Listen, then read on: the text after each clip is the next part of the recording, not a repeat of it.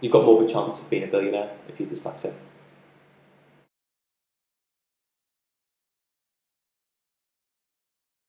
Hello, my name is Alexander Jarvis. I run a network brokering company called City Network International, and we deliver high quality introductions to people in the financial industry. My typical client basically is ultra high net worth, so £20 million capital more spendable. Mainly, what we're looking for is the BRIC economies, so we're looking to target people in Brazil, India, Russia, and China. Where that's where we see the emerging markets, and that's where we see growth in the future. So I think being dyslexic and owning a few companies is brilliant for you, because you understand your strengths and you use them. For your weaknesses, you delegate them to people who are good at what they do. I think probably at the age of 9 or 10, I started understanding that. All my family are in business, all entrepreneurs, and none of them were dyslexic, so I was kind of like the only one. And I just knew that I couldn't conform in the way that my mum and dad did set up their companies, and how they'd gone up the corporate ladder to gain the knowledge and then go on their own.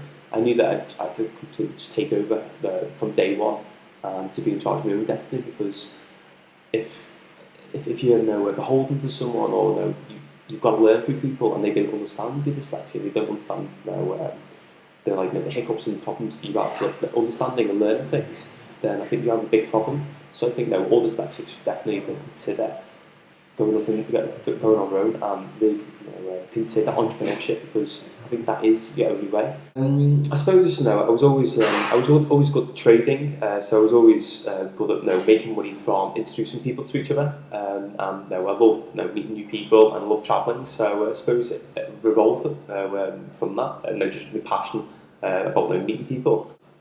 My experience with dyslexia is, I don't know, to say it, it's really difficult writing sometimes for me. The amount of times I have to get spell checked and just miss the basic grammar, it's absolutely incredible.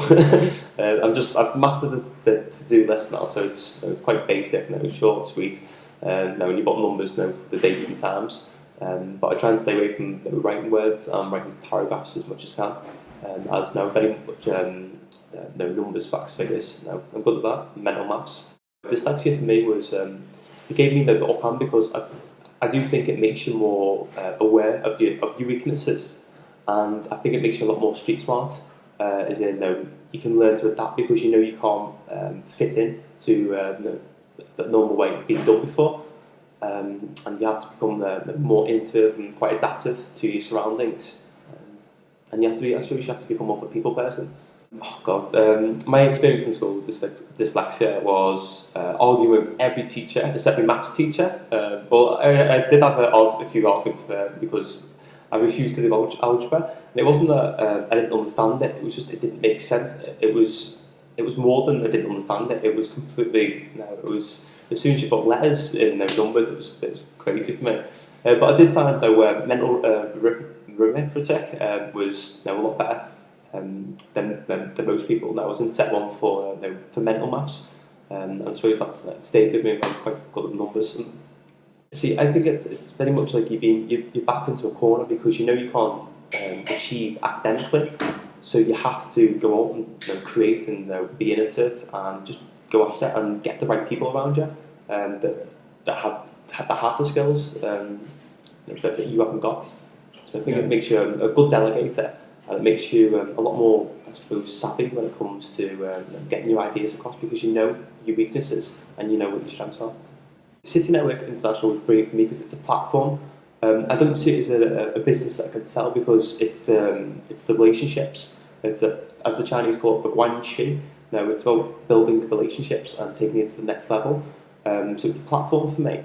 But I'm looking to go into to big financial industries and become more of an agent for high net worth businesses across the world, in moving money, and eventually I want to set up a hedge fund, and I want to make my first £1 billion by the age of 50. So, I wouldn't say I am a workaholic. No, I wake up and I don't feel like it's work. No, I feel like it's advancement. No, I know where I'm going to be. So it doesn't feel like work to me. It never has. Even when I was selling cans and chocolate in school, it never felt like like a duty or or I had to do like a public service. It was I wanted to accumulate and create wealth and opportunities and sort of jobs, and that's I don't see it as ever work.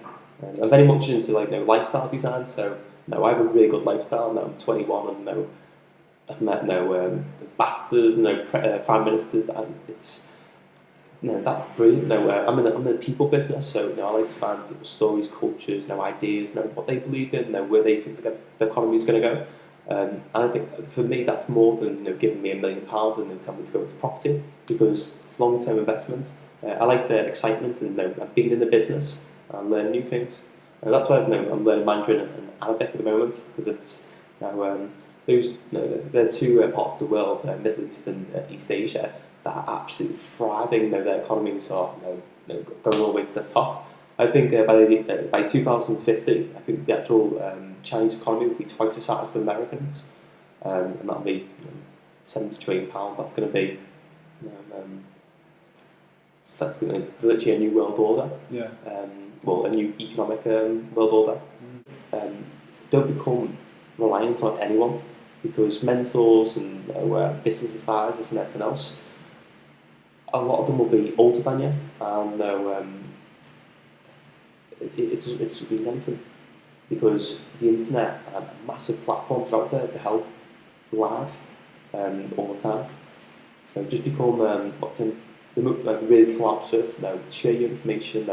Tell people what you're doing. And people will come to your aid and help and advise and suggest. I think that's the best way to go. Probably a lot more than I should time-wise, because 80-20 rule. I spend 3 hours a day on Twitter, but it's value for me. I've got 18,000 Twitter followers as of 5th of July 2012. Looking for 100,000 this time next year. But that's it's influence. A lot of them are entrepreneurial, or they're into geopolitics or politics or economics, and just friends I've met all around the world. And just having that platform to connect with them in seconds, and share information and knowledge and even photos about what you're doing, I think it's just absolutely really powerful. So I use Twitter for that my personal brand and my business brand, and I use LinkedIn mostly for me, my business, and Facebook is a lot more social for me. It's very close friends, and I have to met everyone. And that's how I use it. But all those companies were created in the last 10 years, so there's going to be all sorts of stuff coming through. I find a lot of dyslexics, so very because they can't conform, they have to think maybe radical, but they have to think big. They have to have like a passion, like a need, like a desire to want.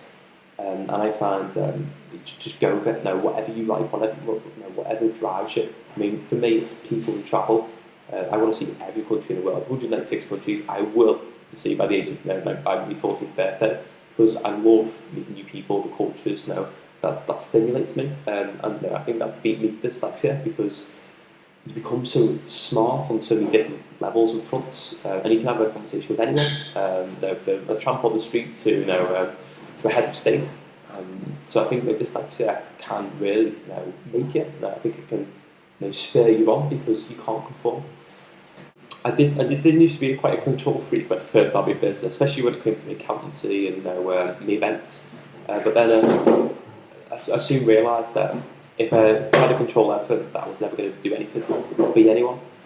So I had to basically trust people that were better than me in their subject, their expertise, and give them power. Just understand, and have a common purpose. Where you're going, this is how you're doing, and just collaborate with people. Tell people exactly where you're going, and I think that's actually as well. You have to be the people person, and people have to buy into you, because it's hard otherwise if you try and do it, because it's a big feeling of being overwhelmed, and that's what I found a lot of my dyslexic friends. All of them get overwhelmed very quickly, and a lot of them will go into retreat and barricade themselves in the room. I remember when I was young, I used to be like that. So I think anyone on the age of 30 now has got a brilliant upper hand, because we're just so super connected. So the information is there now. Google YouTube, Twitter, Facebook, LinkedIn, you can connect with anyone and learn anything you want very easily, even if they're on the other side of the world. I regularly speak to people like on Skype from Chongqing in China, which is the fastest growing city in the world. And no one's heard of it in the West, outside the financial industry.